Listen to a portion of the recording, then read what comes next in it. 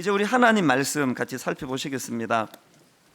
로마서 1장 18절부터 23절까지 말씀입니다. 로마서 1장 18절부터 23절까지 말씀입니다.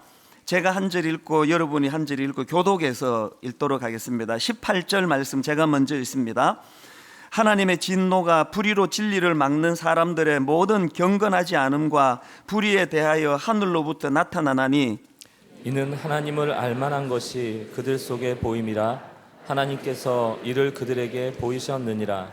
창세로부터 그의 보이지 아니하는 것들 곧 그의 영원하신 능력과 신성이 그가 만드신 만물에 분명히 보여 알려졌나니 그러므로 그들이 핑계하지 못할지니라. 하나님을 알되 하나님을 영화롭게도 아니하며 감사하지도 아니하고 오히려 그 생각이 허망하여지며 미련한 마음으로 어두워졌나니 스스로 지혜 있다 하나 어리석게 되어 썩어지지 아니하는 하나님의 영광을 썩어질 사람과 새와 짐승과 기어다니는 동물 모양의 우상으로 바꾸었느니라. 아멘. 이 로마서의 전체 구조를 놓고 본다면 지금까지 우리가 살펴본 1장 1절부터 17절까지 말씀은 그 바울의 인사말과 또 로마서의 서론에 해당되는 말씀이고요. 이제 오늘부터 살펴보게 될 1장 18절부터가 이제 본격적인 로마서 본론의 시작입니다. 그런데 이제 실질적으로 로마서 본론이 시작되는 이 말씀이 어떻게 시작되는가 보니까 자 18절입니다. 하나님의 진노가 불의로 진리를 막는 사람들의 모든 경건하지 않음과 불의에 대하여 하늘로부터 나타나나니.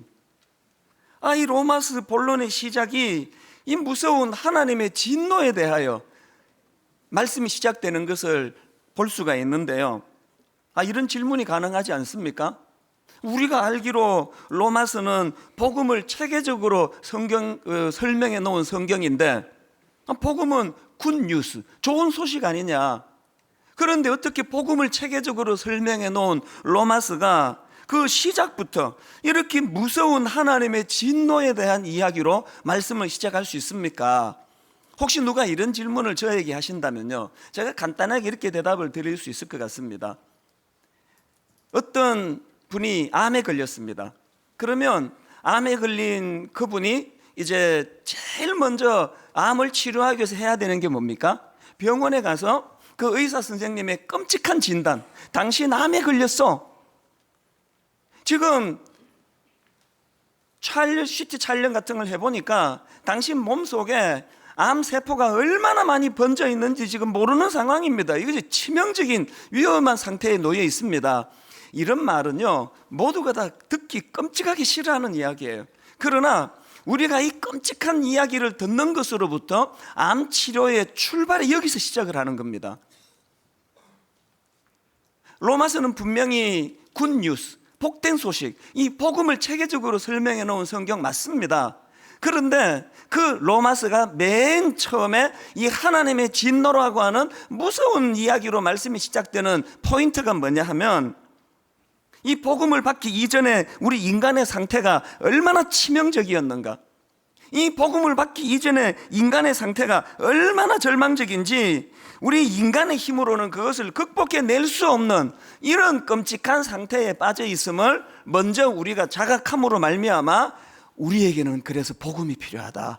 이 복음 없이는 우리는 회복이 불가능하다. 이 복음의 필요성을 자각하기 위해서 바울이 가장 본론으로 들어가며 제일 먼저 이 하나님의 진노에 대해서 언급하고 있다는 사실입니다. 우린 이런 소리를 듣기 싫어해요.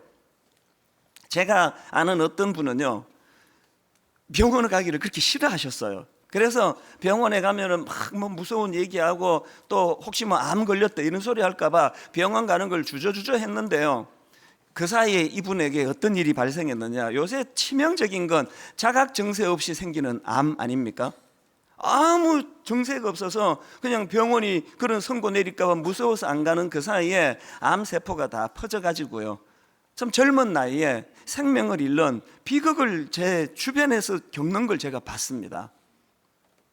오늘 우리가 이런 하나님 말씀 앞에 이 하나님의 진노, 이걸 누가 듣고 싶어 하겠습니까? 그러나 이제 복음의 문을 여는 이제 첫 출발, 본론의 시작인 이 말씀이 이 하나님의 진노에 관한 말씀이라는 이것이 우리에게 무슨 의미를 가져다 주는가 깊이 생각해야 된다는 겁니다. 여러분, 지금 오늘 우리가 몸담고 살아가는 이 세상을 한번 보십시오. 하나님 없이 하나님을 마음에서 쫓아내고 자기가 주인 노릇하고 살아가는 이 세상에 지금 굴러가고 있는 상황을 한번 보십시오. 지금 뭐 한마디로 요지경 아닙니까? 최근에 헌법재판소에서 그 간통죄는 위헌이다, 그렇게 이제 결정을 내리지 않았습니까? 그래서 간통죄를 폐지했습니다. 예전에는 결혼한 사람이 배우자가 아닌 다른 어떤 남자나 여자하고 성적인 관계를 가지면 이제 고소당하면은 징역 2년 이하의 무서운 벌을 받도록 되어 있었습니다. 없어진 거예요, 이제 그게. 근데 여러분, 그 헌법재판소에서 간통죄를 폐지하고 난 그 다음날 아침에 내가 신문을 보면서 참 가관이더군요. 헌법재판소에서 간통을 폐지한 그날 저녁부터 전국의 나이트 클럽이 문전성시를 이루는데요, 룸마다 꽉꽉 찼대요. 해방이라는 거예요.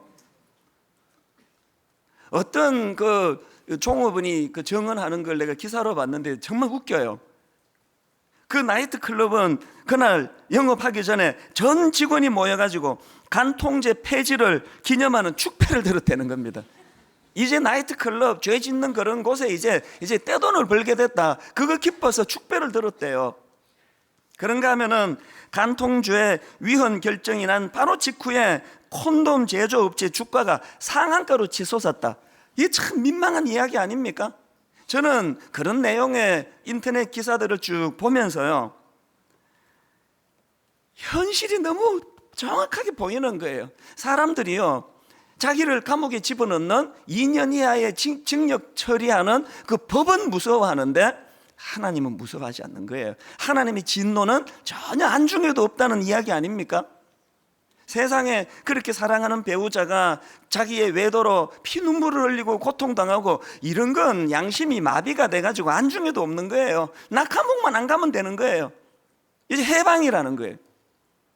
오늘 이 시대를 가만히 보면은요, 그야말로 또한 그들이 마음에 하나님 두기를 싫어하며 이 하나님 없는 인생들이 보여주는 이 요지경 세상입니다. 그렇기 때문에 오늘 우리가 기억해야 하는 것이 뭐냐? 오늘 이 시대는 하나님의 진노가 쌓여가고 있는 시대고, 그렇기 때문에 복음 말고는 대안이 없다, 이 사실을 정확하게 인식해야 되는 그런 시대라는 것입니다. 이런 이유로 바울이 이제 로마서 본론의 시작을 이 하나님 진노의 심각성을 이제 피력하는 것으로 로마서가 시작이 되는데요, 이런 맥락에서 저는 이제 오늘 본문 말씀을 중심으로 해서 이제 이 복음이 가지고 있는 기능 세 가지를 이제 본문을 중심으로 제가 좀 정리를 해보았는데요, 복음에는 어떤 기능이 있습니까? 첫째로, 복음에는 하나님의 진노의 심각성을 자각하게 하는 기능이 있다는 것입니다. 우리가 얼마나 우둔한가 하면은요, 지난 2월 말에 그 중국발 황사하고 미세먼지가 우리나라를 덮쳐가지고 한동안 그 소란을 일으킨 적이 있지 않습니까? 얼마나 불편했습니까? 보통 미세먼지 농도가요, 이 80 이하 같으면 안심하고 이제 거리를 다닐 수 있는 그 수준이랍니다. 그리고 이게 80을 넘어서면은 나쁜 판정을 받고요, 미세먼지 농도가 150을 넘어가면은 이거는 매우 나쁜 판정을 받아가지고 이런 상황에는 거리로 나가면 안 됩니다. 나가실 때 꼭 이제 그 황사 미세먼지를 걸러내는 특수 마스크를 쓰고 나가야 되는데요, 지난 2월 말에 중국발 황사하고 미세먼지가 겹쳐서 그 우리나라를 강타했을 때 미세먼지 농도가 얼마였는지 아십니까? 80 이상 넘어가면은 이게 나쁨으로 판정을 받는데 그날 서울의 미세먼지 수치가 868이었습니다. 이건 뭐 말로 다 상상할 수 없잖아요. 이런 날은 나가면 절대 안 되는 날이에요. 그래서 저는 마침 그날이 월요일이라 가지고 월요일 날 문 다 그냥 걸어 잠그고 걸어 닫고 그냥 안전하게 집에서만 지냈는데요, 그게 이제 좀 심심해 가지고 제가 창밖을 이렇게 내려다 봤어요. 저희 집 저 건너편에 테니스장이 있는데요, 세상에 미세먼지 868에 테니스 치는 사람들이 있더라고요. 근데 그걸 이렇게 보면서 이 정신 나간 사람들이네, 이 사람들이. 이 미세먼지가 황사보다 더 위험한 게요, 글자 그대로 입자가 너무 미세하기 때문에 이 코하고 기도에서 걸러내는 기능이 우리 몸에는 없대요. 그래서 이게 바로 폐로 들어가면은 이 미세먼지가 폐에 박히고 나면은 이거를 빼낼 기술이 없대요. 이게 얼마나 무서운 겁니까? 근데 그 시간에 868 미세먼지를 마시면서 테니스 치고 있는 거예요. 그 내가 한참을 보면서 참 저 가관이다 싶은데요, 그러다 보니까 또 저 길가에 또 어떤 사람은 더 정신 나간 사람이 있어요. 산악용 자전거를 타고 지나가는 거예요. 이 전부 지금 폐를 활용해서 하는 운동인데 얼마나 많은 지금 미세먼지를 들이마시고 있겠냐고요. 그러면서 자기들은 속으로 지금 엄청 운동하고 있다고 좋아하고 있을 거 아닙니까? 이렇게 미련한 게 인간이에요. 그런 일이 왜 일어납니까? 둔해가지고. 인간의 육안으로는, 또 인간의 후각으로는 이 미세먼지 농도가 지금 80인지 800인지 전혀 가늠을 못하는 거예요. 이렇게 둔한 게 인간이에요. 여기에 비해 가지고 동물들은 이 감각기관이 굉장히 발달되어 있다 그러지 않습니까? 2010년도 그 1월 달에요, 미국 캘리포니아 북부 지역에 규모 4.5의 큰 지진이 일어났답니다. 4.5 하면 막 건물이 흔들릴 정도로 큰 지진 아닙니까? 그런데 여러분, 어느 건물의 그 CCTV에서 그 과정을 이제 녹화가 됐는데 그것이 이제 사람들에게 알려지면서 참 잠깐 그게 회자가 된 적이 있었다고 합니다. 그게 어떤 상황인가 하면은요, 그 건물 안에 이제 그 개 있고 또 주인도 있고 그러는데 그냥 편안히 앉아서 쉬던 개가 지진이 일어나기 몇 분 전에 갑자기 그냥 막 그냥 당황하듯이 그래가지고 황급히 도망가 버리는 거예요. 그리고는 좀 있다가 지진이 강타한 거예요. 그 개 그거 아주 나쁜 게 아닙니까? 주인을 어떻게 해서는 데리고 가지, 지만 살겠다고 그냥 도망가기, 그거 완전 보신단감이에요. 근데 여러분 보세요. 똑같이 지금 그 건물 안에 있었는데 개는 벌써 그거를 감지하고 살겠다고 도망을 가는데 사람은, 인간은 그거를 느끼지를 못해가지고 건물 흔들리고 그때 어떻게 하겠습니까? 이게 인간의 그 참 연약함이에요. 중국에서도 비슷한 일이 있었는데요, 1975년 중국 하이청현에서 규모 7.5, 이거는 강진, 이건 어마어마한 지진 아닙니까?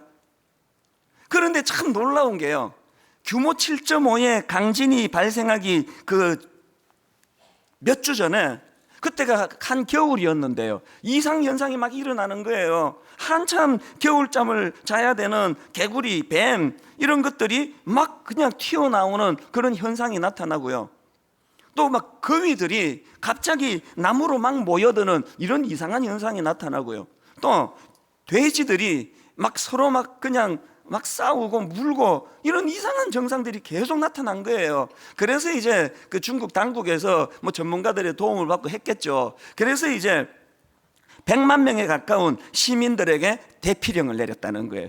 그렇게 대피령을 내리고 그 다음 날 진도 7.5의 강진이 강타를 한 거예요. 이런 일이 어떻게 가능하냐? 동물들은요, 이 지구의 움직임이 만들어내는 전기 자극에 굉장히 예민한 감각을 갖고 있다는 거예요. 그래서 쓰나미 같은 거 만나면 동물도 다 피하고 맨날 그냥 당하는 거는 인간들 아닙니까? 이렇게 우둔한 게 우리 인간이에요. 그래서 저는 그런 기사들을 쭉 보면서요, 이게 영적으로도 이게 똑같은 이치다, 이게 지금. 우리가 하나님과의 관계가 깨지고 하나님으로부터 공급을 받지 않다가 보니까 얼마나 영적으로 둔한 인생이 돼버렸는지, 지금 영적으로 이 시계가, 여러분 미세먼지 농도가 868인데 우리가 거기에서 그것도 모르고 테니스 치고 있는 것 같은 영적인 이런 신앙생활을 영위하고 있다고, 이거를 여러분 누가 부인하겠습니까? 이게 우리가 눈으로 봐가지고는 이게 지금 미세먼지 농도가 868인지 그냥 86인지 전혀 분간하지 못하고 살아가다가 보니까 지금 이 온 세상이 하나님의 진노가 쌓이고 있는 이런 세상을 뭣도 모르고 이제 뒤섞여 살고 있는 거 아닙니까, 우리가? 여러분 한번 생각을 해보세요. 우리가 그렇게 밀어나고 우둔해가지고 우리 갖고 있는 감각기관으로는 미세먼지 농도를 잘 측정을 못한다면 어떻게 해야 됩니까? 저처럼 이 스마트폰에다가 어플을 받아가지고 이 미세먼지 농도 어플을 제가 지금 받아가지고요, 저는 등산 가기 전에도 확인해봐요. 그러면 멀쩡한데 어떨 때는 미세먼지 농도가 빨간 글씨로 나와요. 180 이상 나오고 이런 때가 있고요. 어떤 날은 뭐 좀 뿌여 보이고 이러는데도 미세먼지 농도는 또 파란색으로 깨끗하게 나와요. 제 오감으로는 이 미세먼지 상황을 측정할 능력이 없으면 도움을 받아야 되는 거 아닙니까? 제가 이렇게 설교하고 나면은요, 이제 월요일부터 우리 사무실에 전화 풀티납니다. 그 어플 주소 좀 알 수 있겠습니까? 막 이런 메일 막 이제 전화가 와요. 여러분, 제가 지금 미세먼지 때문에 이거 어플 받아라는 이 말씀을 드리는 게 아니고요, 우리가 영적으로 말입니다. 우리가 영적으로 너무나 우리가 우둔한 상태에, 미련한 상태에 빠져 있기 때문에 누구 도움을 받아야 돼요? 하나님이 우리에게 제공해 주시는 영적인 어플, 하나님이 우리에게 제공해 주시는 그 어플을 사용해야 된다는 그 말씀이에요. 하나님이 이렇게 영적으로 미련한 우리를 위해서 두 가지 하나님께서 영적 잣대 이 어플을 선물로 주시는 거 아닙니까? 하나님이 우리에게 주시는 영적인 어플 중에 하나가 뭡니까? 하나님의 진노하심을 우리가 자각할 수 있도록 하나님이 주시는 어플 중에 하나는 성경이에요. 그래서 여러분, 시편 119편 105절, 주의 말씀은 내 발의 등이요 내 길의 빛이니이다. 영안이 어두워져 가지고 한 치 앞도 몰라요. 어두워요. 그렇기 때문에 이 어두운 내 삶을, 내 인생을 어두운 내 눈을 가지고 판단하고 살아가면 이것이 지금 다 어려움을 겪게 되는 거예요. 지금 여러분, 징역 2년 받는 이게 지금 중요한 게 아니에요. 이 하나님의 진노가 얼마나 두려운 것인가를 자각하게 되는 것, 그것을 자각케 하는 도구가 성경이에요. 그래서 여러분, 지금 우리가 교회적으로 지금 성경 읽기 운동, 성경 쓰기 운동, 또 성경 암송, 여러분들이 왜 안 들어오세요? 홈페이지에 들어오면은 성경을 오디오 성경으로 눈만 따라가면 된다니까요. 그리고 우리 목사님들이 지금 성경 통독하는 그 분량에 대해서 얼마나 지금 친절하게 안내 설명을 하고 있습니까? 성경을 가까이 하셔야 돼요. 말씀은 내 발의 등이요 내 길의 빛이니이다. 하나님께서 영적인 미세먼지를 확인할 수 있도록 우리에게 주신 어플이에요. 그런가 하면은 하나님이 진노하심을 자각할 수 있도록 주시는 어플이 하나 더 있는데, 그게 뭐냐? 주의 종들의 경고입니다. 구약 성경의 선지자들의 역할이 다 그런 거 아닙니까? 나단 선지자도 마찬가지예요. 세상에 그 다윗이 얼마나 그 영적으로 어두워지니까 우리 같은 평범한 사람도 그런 짓 안 해요. 그 남의 목욕하는 여자를 보고 그 뒷조사를 또 왜 해요? 그 남의 그 목욕하는 여자 뒷조사를 해가지고 유부녀라 그러면요, 어지간한 남자들 같으면 좀 욱했다가 상대방이 그 유부녀다라 그러면 더 이상 진도 안 나갑니다. 나가는 분 계세요? 유부녀고 뭐고 나는 뭐. 다윗은 그냥 이게 브레이크 장치 고장난 기차 같아요. 그래가지고는 그 남의 그 아내를 불러가지고 성관계 가지고 임신시키고 그거 은폐하느라고 그렇게 자기를 위해 충성하는 그 신하 우리아를, 그 남편을 음모를 꾸며서 죽이고, 이런 천인공노한 짓을 저지른 게 다윗인데요. 인간이 얼마나 한번 하나님의 이 영역을 벗어나면 우둔한가 하면은요, 그런 짓을 해놓고 다윗이요 1년 이상 될 때까지 가책이 없었습니다. 그랬던 다윗이 어떻게 자각해서 마음이 무너지게 됐습니까? 하나님이 보내주신 나단 선지자, 얼마나 무서운 하나님의 그 진노를 나단 선지자가 대리인으로 그 가서 쏟아놓고 있습니까? 그 중에 사무엘하 12장 9절 10절을 보세요. 등골이 오싹합니다. 그러한데 어찌하여 내가 여호와의 말씀을 업신여기고 나보기에 악을 행하였느냐? 내가 칼로 헷사람 우리아를 치되 암몬 자손의 칼로 죽이고 그의 아내를 빼앗아 내 아내로 삼았도다. 직격탄을 날리는 거예요. 그 다음 한번 보세요. 이제 내가 나를 업신여기고 헷사람 우리아의 아내를 빼앗아 내 아내로 삼았은즉 칼이 내 집에서 영원토록 떠나지 아니하리라. 등골이 오싹한 하나님의 진노의 말씀을 나단이 전하고 났더니 1년이 가도록 자기가 무슨 짓을 했는지 가책을 못 느끼던 다윗이 무너지잖아요. 그래서 여러분 그 시편 같은 데 보면 그 자기가 얼마나 죽을 죄를 지었는지를 가슴을 치고 자기를 혐오하고 그렇게 절망하는 내용들이 시편에 얼마나 많이 나옵니까? 시편에 나오는 다윗의 이런 절망의 회개의 모습은 전부 나단 선지자가 다녀간 이후에 깨달은 것들이에요. 오늘 저나 여러분이나 범죄한 다윗이나 공통점이 뭐냐? 우리는 영적으로 지금 우둔해 있습니다. 자기가 무슨 짓을 하는지도 몰라요. 이게 얼마나 상대방을 가슴 찢어놓게 하는 일인지, 이게 하나님 앞에 얼마나 이 진노를 쌓아놓게 하는 일인지 전혀 몰라요. 그래서 하나님이 한편으로는 성경을 여러분에게 주시고 한편으로는 저 같은 종을 보내주셔서 하나님의 진노의 심각성을 듣게 해 주시는데, 문제가 뭐냐? 나단이 자꾸 없어져요. 이 시대에 설교를 들어보면 나단 역할 거의 안 해요. 사람들이 그런 거 듣는 거 싫어해요. 한 주일 내내 내가 힘들게 살다 왔는데 이 복 받는 소리 들으려고 왔는데 저 무슨 저런 이야기만 하냐고, 이 교회를 옮기든지 해야 되겠다 이러니까 성도가 또 상처받을까 봐. 지금 이게 우리 모두에게 아픈 일이에요. 저는 오늘 여러분에게 심각하게 질문을 던집니다. 여러분에게 나단 같은 사람이 주변에 있습니까? 오늘 로마서 1장의 흐름도 한번 보십시오. 바울이 지금 로마에 있는 너희들에게 가서 복음 전하기를 원한다. 내가 복음 전하기를 원한다. 할 수 있는 대로 너희들이 가기를 원한다. 그렇게 복음 전하기를 원한다고 했던 바울이 바로 그 마음으로선 로마서 서론 시작부터 하나님의 진노를 거기다가 쏟아놓는 게 뭐겠습니까? 너희들이 몸담고 살아가는 로마가 겉으로 보기에 그냥 세계를 제패하고 콜로세움 같은 그냥 막 건축에 이 꽃을 피우고, 세상에 2000년 전에 로마가요, 로마 시의 배수 시설을, 이건 지금도 불가사의라 그럽니다. 완벽한 문명 시설을 갖추고 있지만 너희들이 위험한 거 있다, 영적으로 바라보면 하나님의 진노가 지금 쌓여 있는 상황이다. 바울이 지금 이걸 경고하고 있는 거 아니겠습니까? 여러분, 여러분에게는 바울 같은 경고자가 있습니까? 그리고 그 말에 귀를 기울입니까? 제가 그날 막 미세먼지가 868 하는데 테니스 치는 사람들을 한참을 봤는데요, 도저히 이래 갖고 안 되겠다 싶어가지고 창문을 열고 내가 이렇게 막 외쳤습니다. 여러분, 미쳤습니까? 지금 868이에요. 빨리 집으로 들어가세요. 내가 이렇게 막 외치려고 했는데요, 용기가 안 나서 못했습니다. 첫째는 내가 그 사람들을 그 정도로까지 사랑하지 않아요. 둘째는 창문 열고 내가 그렇게 100번 떠들어봐야 안 통합니다. 지금 막 스코어 재밌게 돌아가는데 위에서 그냥 잠옷 입고 누구 남자 하나가 외치면요, 저거 완전 미친놈이네, 여기는 얻어먹는 거 이제 안 했습니다. 테니스 치는 그 사람이 우리 교회 집사님 같았으면요, 나 어디 고 뛰어내려갔을 거예요. 집사님 지금 이거 보시라고, 이거 테니스 치면 안 된다고.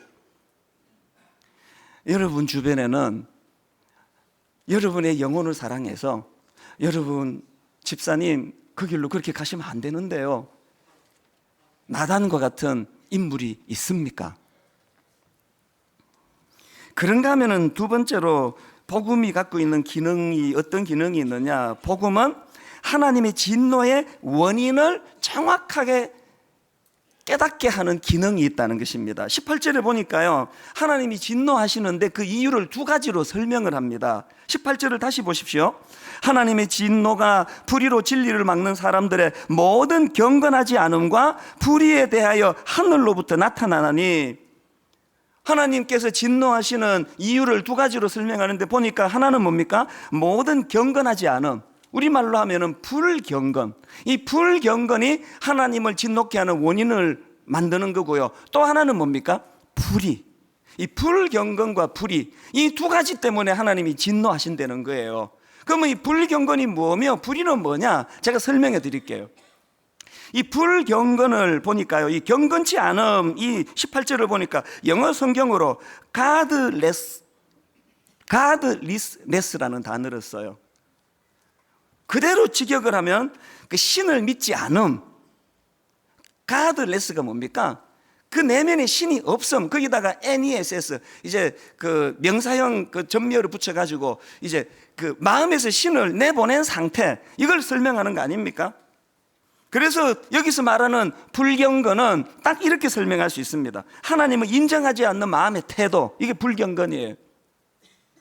하나님으로부터 독립하여 제 마음대로 살고자 하는 마음의 욕구, 이게 불경건이에요. 그 창세기에 보면 그 아담과 하와가 선악과를 따먹었는데 그것을 따먹어 가지고 인류가 지금 이렇게 죄의 굴레에 빠지게 됐는데, 설마 하나님이 그 당신이 아끼는 과일 하나 따먹었다고 이런 형벌을 내리시겠습니까? 이건 그런 뜻이 아닙니다. 아담과 하와가 선악과를 따먹었다는 것은 거기에 무슨 의미가 있습니까? 더 이상 내가 하나님의 간섭을 받지 않겠다는 거예요. 왜 선악과는 동산 중앙에 있어야 되는지 전에 말씀드렸죠. 왜 그렇게 위험한 거면 그냥 눈에 안 보이는 한 곳에 두지? 아닙니다. 선악과는 동산 중앙에 있어야 됩니다. 왜? 날마다 그 선악과를 보면서 내가 에덴 동산의 모든 것들을 다 누리고 있지만 이건 내게 아니다. 이건 내가 주인이 아니다. 주인은 따로 계시다. 하나님으로부터 위임받은 인생이다. 이거를 자각하고 살게 만들어준 조치가 선악과 아닙니까? 오늘 우리 시대는요, 선악과 열매를 따먹는 정도가 아니라 뿌리를 다 뽑아버린 시대예요. 득도하면 니도 신이고 나도 신이다. 하나님은 없어요. 이제 뿌리를 뽑아버렸어요. 이게 불경건이에요.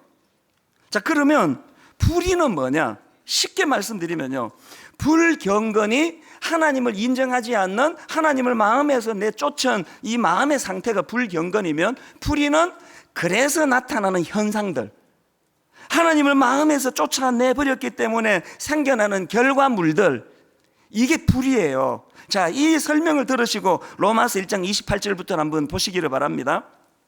또한 그들이 마음에 하나님 두기를 싫어하며 하나님께서 그들을 그 상실한 마음대로 내버려 두사. 이게 불경건 아닙니까?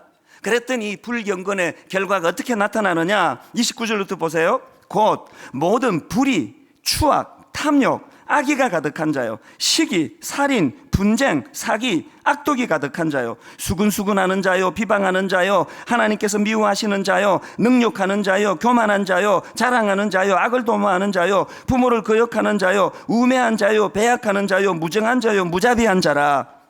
지금 여러분, 눈으로 보여지는 이 불의의 뿌리는 어디라고요? 하나님을 마음에서 쫓아내고 내가 내 인생 주인이 되겠다고 하는 이 불경건에서 나온 거라면, 오늘 이 불이 여기서 28절부터 열거되는 이 모든 말씀들을 저는 아침마다 배달되는 신문 안에 이 내용을 매일마다 봅니다.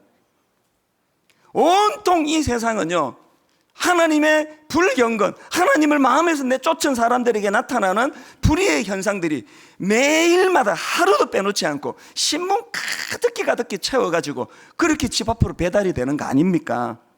그래서 저는요, 이 현실을 볼 때마다 자꾸 제 머릿속에서 제가 우리 아이들이 어릴 때 그 에버랜드 옆에 그 캐리비안 베이라는 그 물놀이 수영장 있지 않습니까? 그 한 서너 번 갔던 기억이 나는데요, 저는 지금도 종종 제가 마음으로 그것을 이렇게 떠올려 봐요. 그 캐리비안 베이에 가봤더니요, 그 동산 중앙에 선악과가 있는 게 아니고요, 큰 물통을 매달아 놨더라고요. 아마 가보신 분 다 아실 거예요. 그 큰 물통을 매달아 놓고 이제 거기다가 이제 물을 계속 이제 넣어주는 거예요. 계속 물을 넣어줘 가지고 이제 일정한 양이 채워지면 이게 이제 이 물통이 뒤집어져 가지고 이제 그 밑에 애들이 이제 물벼락을 맞는. 그래서 이제 물통에 물이 막 채워지면 애들이 막 몰려들어요. 그 물벼락 맞으려고.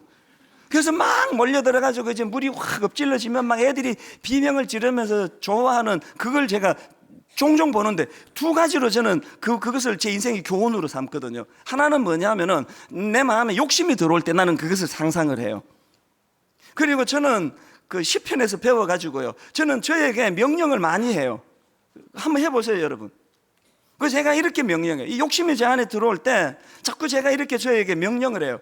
이찬수, 네가 이런 하나님의 복을 받아 누리면서 여기서 네가 더 욕심을 내면 넌 인간도 아니야. 이거 제가 저에게 하는 명령이에요. 그러면서 또 올리는 게 캐리비안 베이의 물통이에요. 제가 무슨 환상을 보는지 아세요? 내 인생이요, 이제 그 물바닥에서의 물이 꽉 차 있는데 거기에 내가 탐욕에 물 한 바가지만 더 얹어버리면 이게 뒤집어져서 내 인생이 몰락하는 그 장면을 저는 등골이 오싹한 마음으로 그것을 저는 환상을 봅니다. 그리고 또 한 가지, 오늘 우리 시대를 보면서 대한민국뿐만 아니고 뭐 전 세계적으로 상상을 초월하는 이 타락한 현실을 보면서 저는 항상 그 캐리비안 베어의 그 물바가지가 채워져가는, 하나님의 진노가 채워져가는 영안을 뜨고 저는 그걸 바라봅니다. 그거를 보면은 저는 두려워요.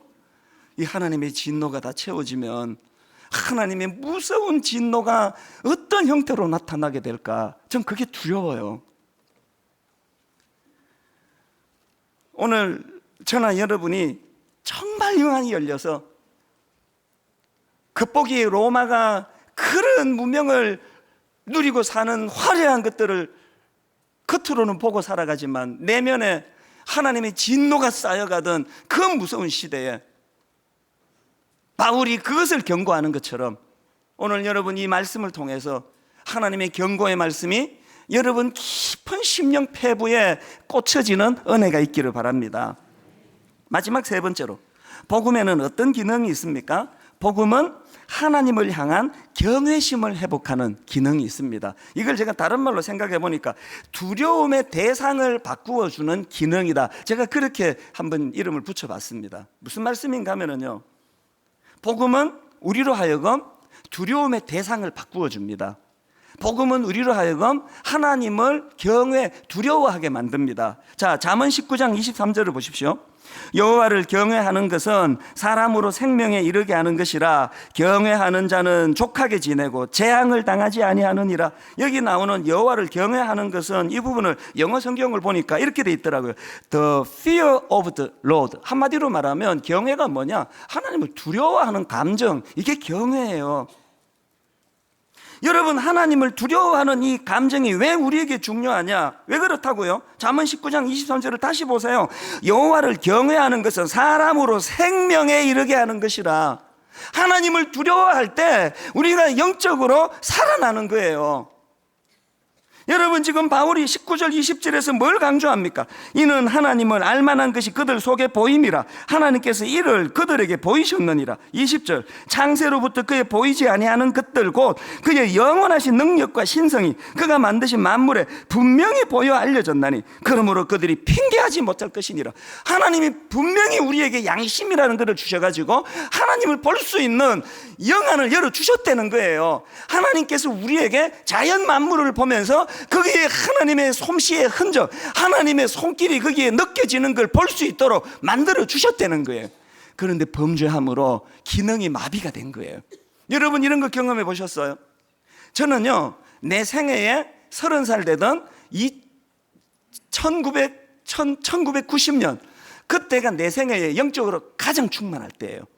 미국 생활 정리하고 한국으로 돌아와 신학교 기숙사 살 때 인간적으로는 제일 외로웠지만 내 생애에 그때가 영적으로 가장 충만했습니다. 지금요, 큰 교회 목사가 됐지만 그때를 생각하면 부끄럽게 짝이 없어요. 영적으로 충만하니 어떤 현상이 나타나느냐? 시편 8편 1절, 여호와 우리 주여, 주의 이름이 온 땅에 어찌 그리 아름다운지요, 주의 영광이 하늘을 덮었나이다. 자연에 계시는 하나님이 보여지기 시작하는 거예요. 그리고 또 시편 8편 3절 4절, 주의 손가락으로 만드신 주의 하늘과 주께서 베풀어 두신 달과 별들을 내가 보오니 사람이 무엇이기에 주께서 그를 생각하시며 인자가 무엇이기에 주께서 그를 돌보시나이까.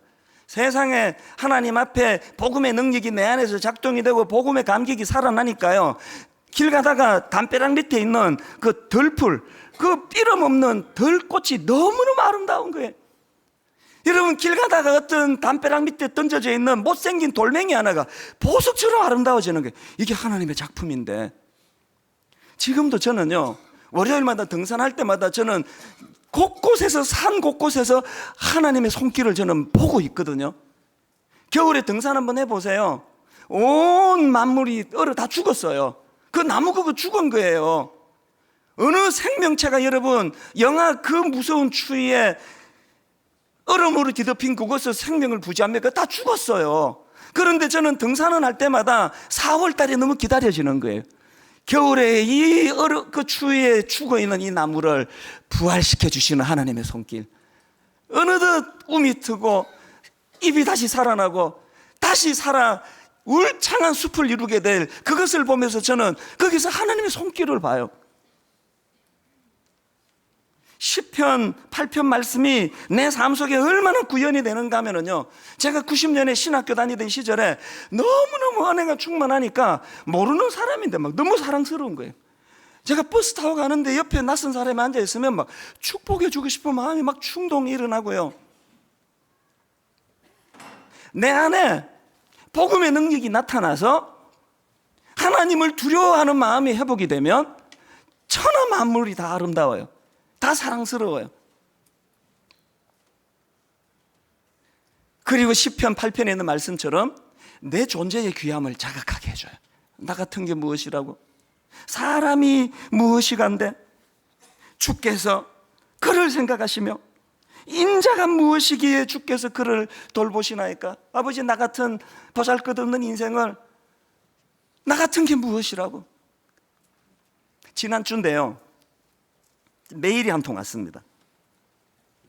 29살 된 여자분인데요, 내용이 이렇습니다. 앞부분 먼저 읽어드릴게요.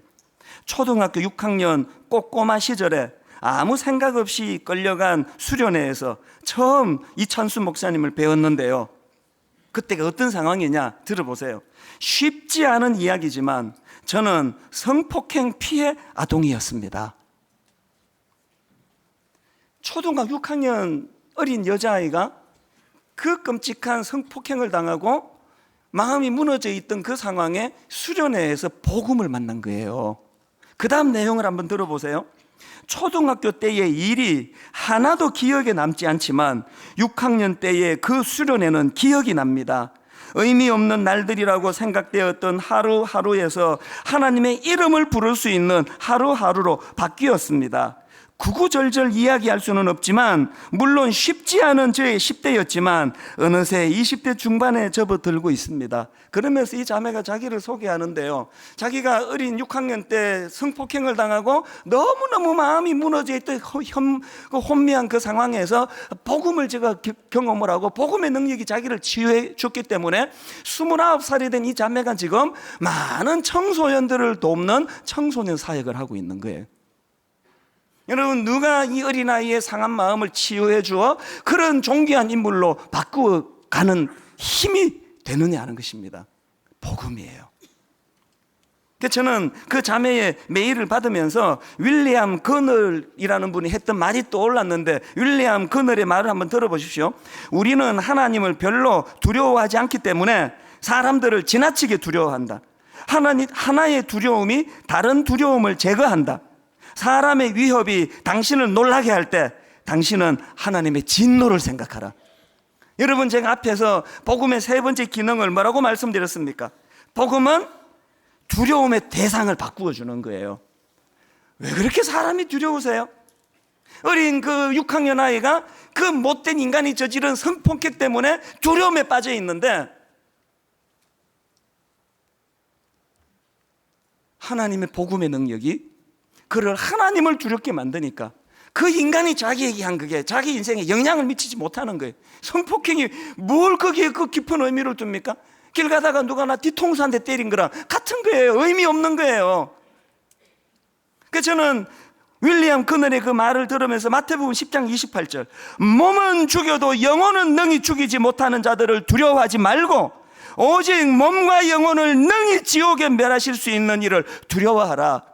한국 교회의 비극은 목사가, 장로가 하나님을 두려워하는 신실한 종들이 너무너무 많은 그 사실이지만 의외로 많은 목사들이, 장로들이 하나님을 두려워하지 않아요. 저에게 너무너무 많은 젊은 자매들이 교회 목사님에게, 전도사님에게 당한 성적인 이런 말로도 할 수 없는 가슴이 무너지는 이야기를 들어요. 그 인간이 목사 안수를 받고 청년부를 맡고 이분들은 복음을 강단에서 떠들지만 하나님을 두려워하지 않는 거예요. 하나님을 두려워하지 않는 인간이 너무 많아요. 분당 우리 교회가 하나님을 두려워하는 공동체입니까? 여러분, 간통죄 걸려가지고 그까지 징역 2년밖에는 더 이상 우리 몸을 구속할 수 없는, 그게 그렇게 무섭습니까? 여러분, 몸은 죽여도 영혼은 능히 죽이지 못하는 자들을 두려워하지 말고 오직 몸과 영혼을 능히 지옥에 멸하실 수 있는 이를 두려워하라. 우리 인생의 모든 회복은 이 하나님을 제대로 두려워하는 것에서부터 시작되는 줄 믿습니다. 결론을 맺습니다. 여러분, 기본적으로 이 로마서 설교를 앞으로 여러분들이 2번 이상은 들으셔야 돼요.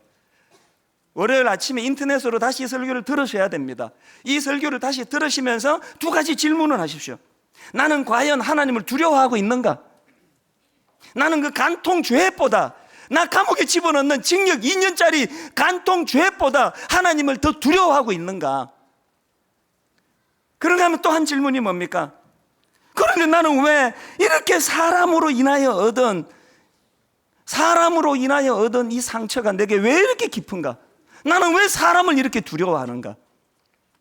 결론을 맺으면서 오늘 다윗이 나단의 지적을 받고 가슴이 찢어지는 아픔을 가지고 쓴 시예요. 이걸 가지고 만든 이 찬양, 정결한 마음 주시옵소서. 오 주님, 다윗이 드디어 하나님이 두려워지기 시작하면서 고백하는 시편이가 아닙니까? 정직한 영을 새롭게 하소서.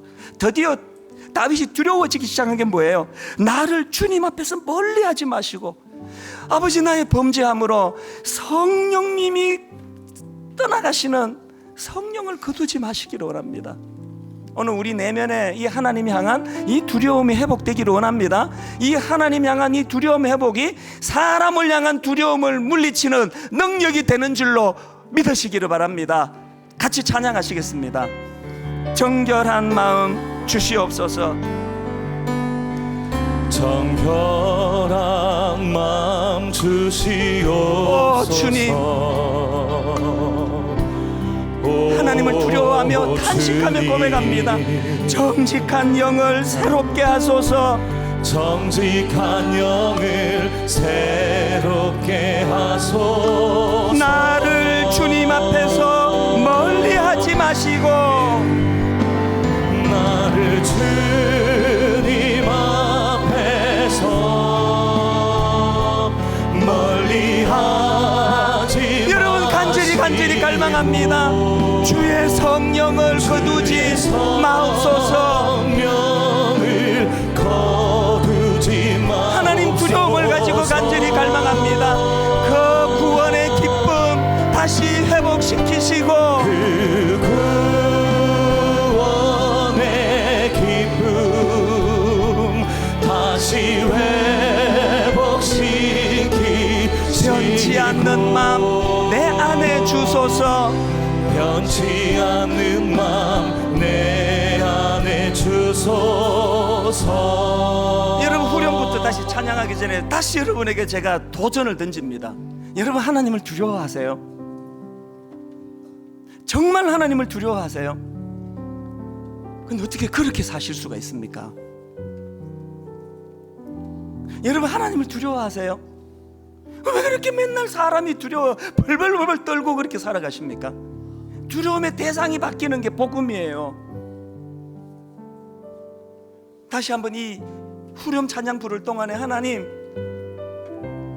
다윗이 범죄하고 1년 이상 고통을 느끼지 못하고 마비되어 가고 살아가던 그 상태가 저의 상태였다면, 아버지, 이 찬양을 부르는데 내게 고통, 아픔, 아버지, 마음이 쓰라리는 이 감정을 허락하여 주시기 원합니다. 여러분, 복음의 출발은 여기서부터 시작입니다. 이렇게 노래합니다. 나를 주님 앞에서 멀리하지 마시고, 나를 주님 앞에서 멀리하지 마시고, 멀리하지 마시고, 주의 성령을 거두지 마옵소서. 주의 아버지, 두려움을 가지고 주님 간절히 바라고 바랍니다. 그 구원의 기쁨 다시 회복시키시고, 그 구원의 기쁨 다시 아버지, 내 안에는 이 능력이 없습니다. 변치 않는 마음 내 안에 주소서. 변치 않는 마음 우리 다 자리에서 일어나셔서 나를 주님 앞에서 멀리 하지 마시고 나를 주님 앞에서 멀리 하지 여러분 간절히 열망하며 사모하며 찬양합니다. 주의 성령을 거두지 마옵소서. 우리가 진짜 두려워해야 될 것, 주의 성령이 거두어지지 않도록 합니다. 그 구원의 기쁨 다시 회복시키시고 그 구원의 기쁨 다시 아버지 주님 두려워하는 이 마음, 변치 않는 마음 내 안에 주소서.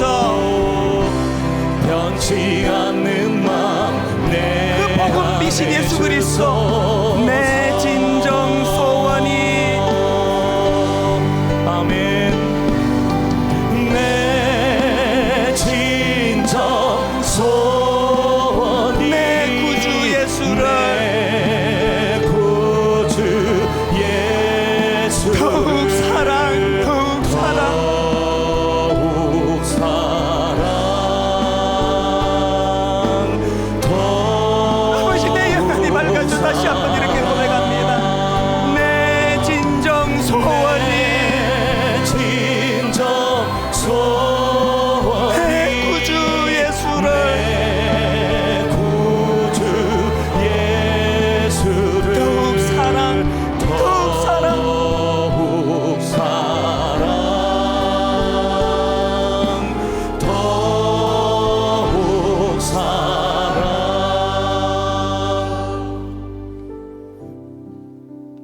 우리는 하나님을 별로 두려워하지 않기 때문에 사람들을 지나치게 두려워한다. 하나의 두려움이 다른 두려움을 제거한다. 사람의 위협이 당신을 놀라게 할 때 당신은 하나님의 진노를 생각하라. 몸은 죽여도 영혼은 능히 죽이지 못하는 자들을 두려워하지 말고 오직 몸과 영혼을 능히 지옥에 멸하실 수 있는 이를 두려워하라. 하나님, 미세먼지 농도 868을 가리키는 그 시간에 테니스를 치고 있는 이 우리 오감, 이 감각의 우둔함, 이것이 오늘 우리의 현실이고 모습입니다. 우리의 영은 더 어둡습니다. 온 세상이 지금 하나님의 진노를 쌓아가고 있는 이 상황을 우리가 깨닫지 못하기 때문에 하나님 거기에 발담고 살아가고 있는 우리의 모습입니다. 아버지, 로마서 선포를 통하여 내 안에 복음이 터뜨려질 때 하나님을 두려워하고 하나님의 진노를 두려워할 수 있는 영안이 또 감각이 회복되도록 은혜 내려 주시옵소서. 아버지, 하나님을 두려워하여 사람들에게 들키지 않았지만 오늘 이 시간부로 그것을 다 끊어버리겠노라고 결단하며 그렇게 순결과 성결의 영을 가지고 주님 앞으로 나아가는 아름다운 사건들이 우후죽순처럼 일어나도록 함께하여 주시옵소서.